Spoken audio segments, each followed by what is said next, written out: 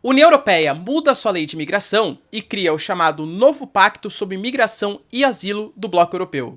Vai lembrar que principalmente França, Itália e Espanha, os países limítrofes com o Mediterrâneo, reclamam muito da postura da União Europeia e pedem mudanças enfáticas. Organizações internacionais criticam esse novo texto.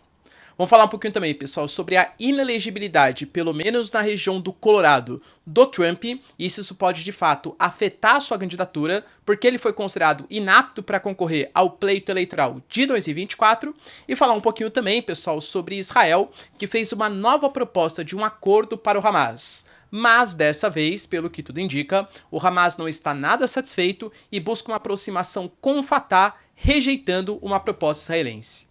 Para finalizar, vamos discutir um pouquinho também sobre as palavras dos Houthis, os rebeldes xiitas do Iêmen, que apesar da operação Guardião da Prosperidade lançada pelos Estados Unidos, afirma: nós atacaremos qualquer um que ouse bloquear as ações dos Houthis no Mar Vermelho. Enquanto Israel não abrir para a chegada de ajuda humanitária e acabar com as suas agressões contra a faixa de Gaza, a gente vai continuar atacando.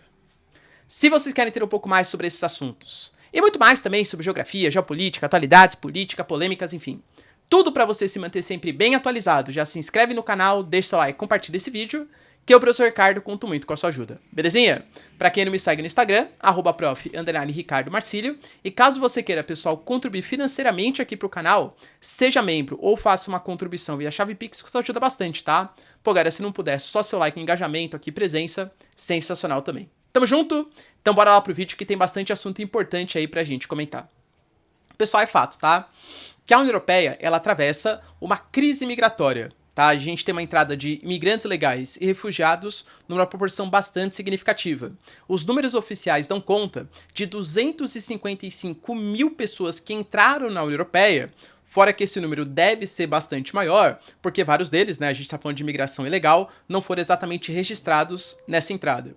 E os países que fazem fronteira com o mar Mediterrâneo, eu diria que principalmente da Europa Ocidental, os mais desenvolvidos, então a gente coloca Espanha, França, Itália, né? Daqueles que são mais bem requisitados, pelos imigrantes, tanto do Oriente Médio quanto também do Norte da África, são de fato os que mais sofrem. Por conta dessa pressão, até com a ascensão de governos mais nacionalistas, a Giorgia Meloni, ali na Holanda você também teve, cara, a gente tem um movimento crescente na França, Marine Le Pen, né, a gente ia falar que a França, inclusive, também mudou suas regras, também de maneira bastante polêmica, a gente teve esse novo pacto sendo criado. Na prática, o novo pacto sobre migração e asilo, ele fala, pessoal, sobre o rastreamento dos imigrantes com uma espécie de cadastro biométrico quando eles forem entrar. Então a pessoa vai fazer todo um tipo de cadastramento para saber se ela pode ou não entrar no bloco europeu e a partir desse cadastro biométrico vai conseguir ver as suas ações dentro da Europa. Além do que, como eu falei para vocês, é injusto países como, sei lá, Alemanha, Países Baixos, que são países ricos, mas não estão na área limítrofe, sofram menos com a questão da migração.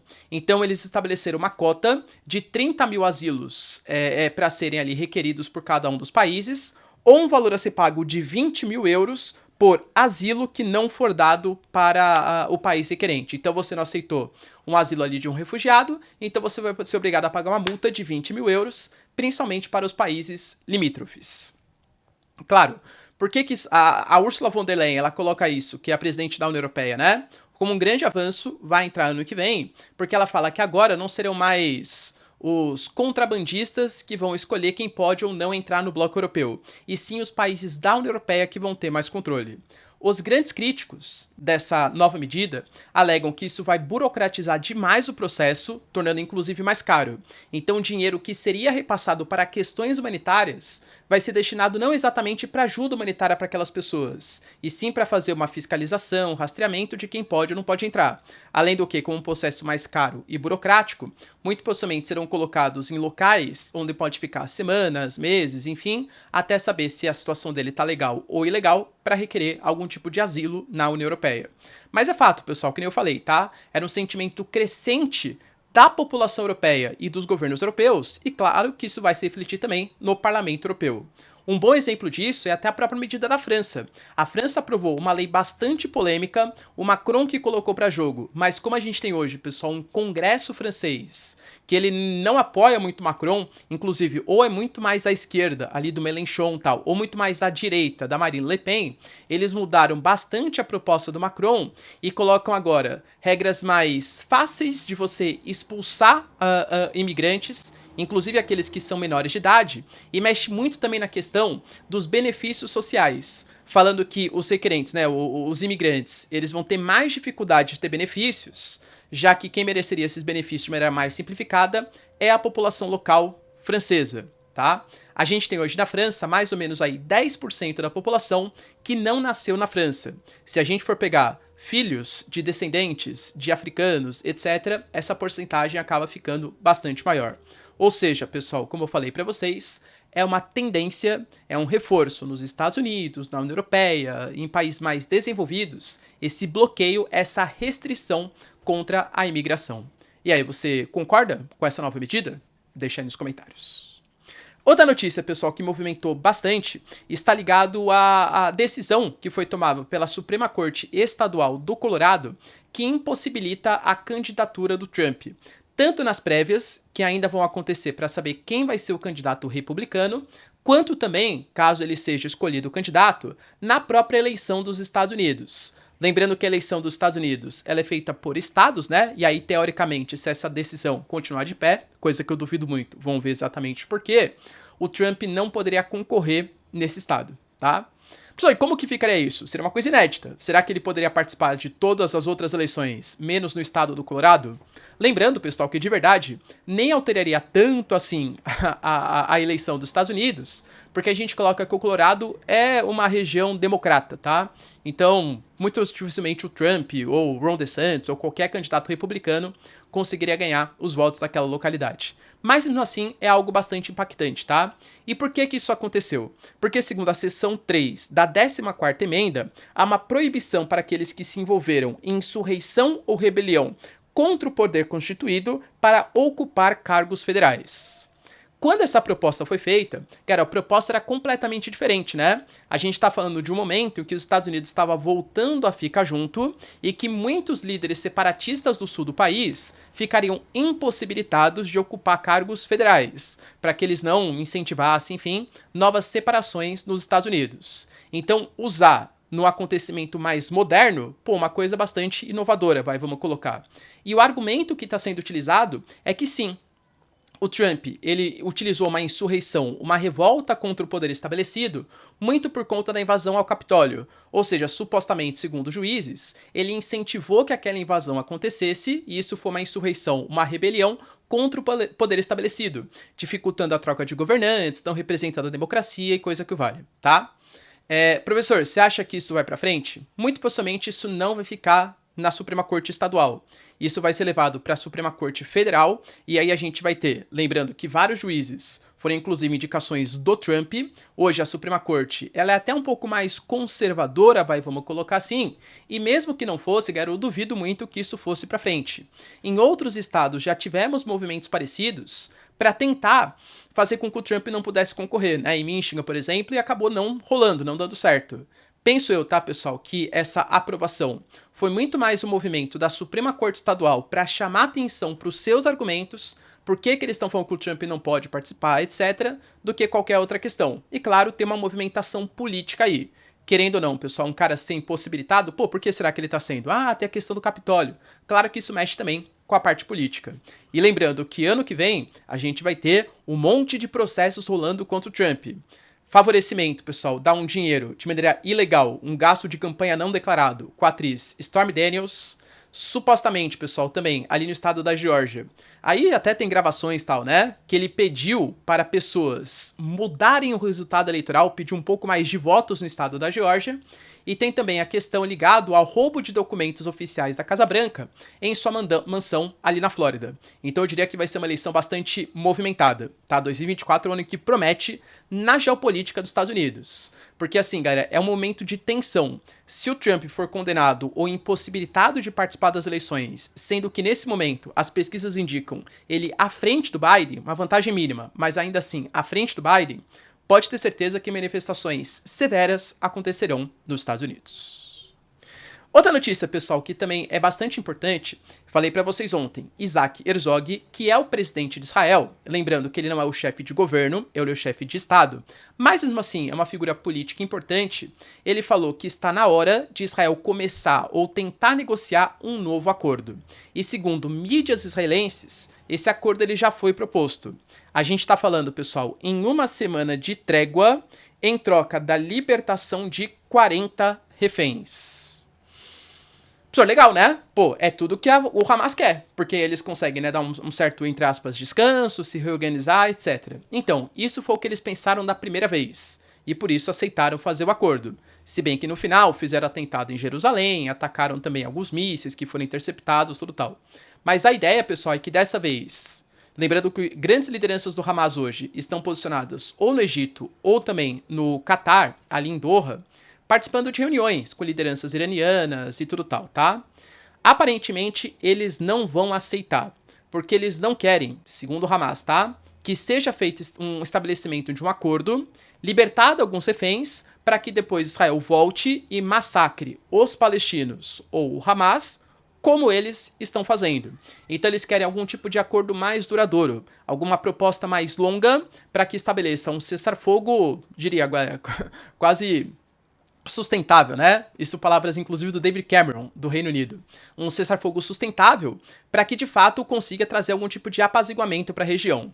E lembrando também, pessoal, que a própria mídia dos Estados Unidos, o New York Times, ele colocou que nesse momento Hamas e Fatah, que são dois grupos palestinos, mas com propostas, pessoal, bastante divergentes, e eu diria que desde as eleições dos anos 2000 na faixa de Gaza, em que o Hamas venceu as eleições, o Fatah acusou fraude e o Hamas expulsou as lideranças do Fatah ali, há um racha entre esses dois blocos.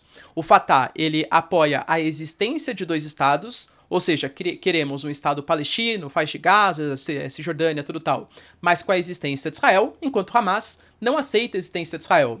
Só que hoje vem crescendo a popularidade do Hamas. Eu coloquei isso para vocês também em vídeos passados. Não só na faixa de Gaza, mas principalmente na Cisjordânia. Então, lideranças do Fatah estão se reunindo com lideranças do Hamas para fazer uma espécie de coalizão, um pensamento uníssono entre os dois. Não sabemos se é aceitando a criação de dois estados, coisa que eu duvido, vindo do Hamas, ou se é com uma radicalização do Fatah.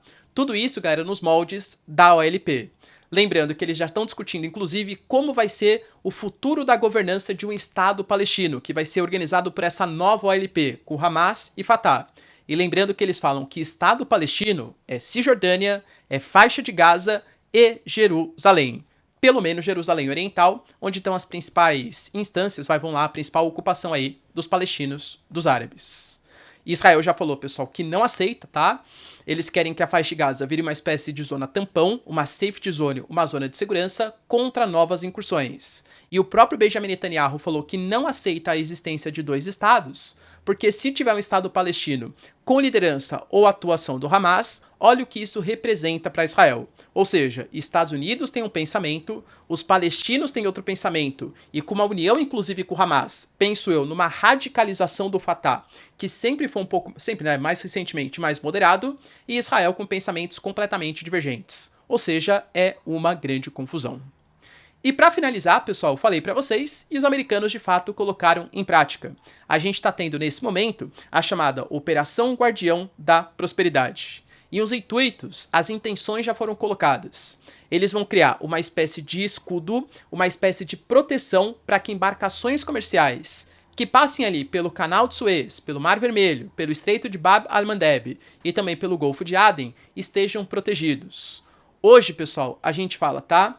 Que desde o início dos ataques, mais de 103 navios, segundo a Financial Times, já foram desviados das suas rotas originais. E aí tiveram que fazer o contorno não passando pelo Canal de Suez, mas sim fazendo o contorno pelo continente africano, que aumenta o tempo de viagem em quase 10 dias. Pô, isso representa custo de transporte, tempo, produtividade. Então é claro que isso vai trazer uma redução um aumento do custo de produção e o encarecimento dos produtos, ou seja, leia-se inflação e queda de popularidade dos governantes. Então, os Estados Unidos, fazendo essa operação, inclusive contando com uma série de lideranças ocidentais, a gente tem, pessoal, França, Itália, Holanda, Noruega, Espanha, Bahrein, Seychelles, todos esses países garantindo a criação de um escudo contra os ataques dos Houthis. A gente está falando só de país, ou pelo menos grande parte dos países de primeira linha, países desenvolvidos, altamente militarizados. Cara, querendo ou não, o Gerald Ford, por exemplo, o porta-aviões americano já está posicionado naquela região para fazer essa proteção. A discussão hoje dos Estados Unidos é para saber como que vai ser feito isso. Se vai ser um escudo de proteção, de prevenção aos ataques, ou ataque contra os Houthis. Que de verdade, já falamos aqui, mas é tudo o que o Irã quer. Porque um ataque contra os Houthis, dessa aliança ocidental, pode colocar um embate, galera, quase de civilizações, né? De Ocidente contra Oriente, de não islâmicos contra islâmicos, fazendo com que Egito, Arábia Saudita, Jordânia, etc., também se mobilizem nesse conflito e volte suas intenções contra os Estados Unidos. Então o Biden ele tem que saber exatamente como que vai ser o seu ataque para não ser muito radical, mas também não ser muito passivo, já que Israel, Alemanha e outros países estão pedindo algum tipo de atuação mais enérgica dos Estados Unidos. Vai lembrar, pessoal, que por essa região a gente tem a passagem de cerca de 10 a 12% de todos os produtos que são comercializados no mundo. Ou seja, um impacto econômico significativo no momento de grande tensão econômica internacional. As lideranças dos Houthis, percebendo que essa operação está formada, foi declarado pelo Lloyd Austin, já anunciaram. Vocês podem vir com tudo. A gente está preparado, sabia dessa reação que ia acontecer e qualquer tipo de embarcação ou de país que se mobilizar para fazer algum tipo de bloqueio contra a gente, será atacado. Os Houthis deixaram bem claro, tá? O nosso objetivo é fazer com que Israel permita a chegada de ajuda humanitária à faixa de Gaza e que pare de fazer os seus ataques. Enquanto eles continuarem atacando, a gente também vai impedir que embarcações comerciais cheguem em direção a Israel. Ou seja, pessoal, aparentemente não arredaram o pé. A gente tem que ver, porque assim, ontem eles realizaram ataques, hoje também tentaram fazer sequestros. Se isso continuar com essa aliança militar sendo formada, cara, uma resposta militar vai vir. Vamos ver qual vai ser a resposta dos países islâmicos a essa aliança. Mas os Houthis estão firmes e fortes no seu propósito. Beleza, pessoal? Deu para entender os principais acontecimentos? Se vocês curtiram o vídeo, então, já deixa seu like, se inscreve no canal. Tamo junto, beijos, abraços e tchau, tchau.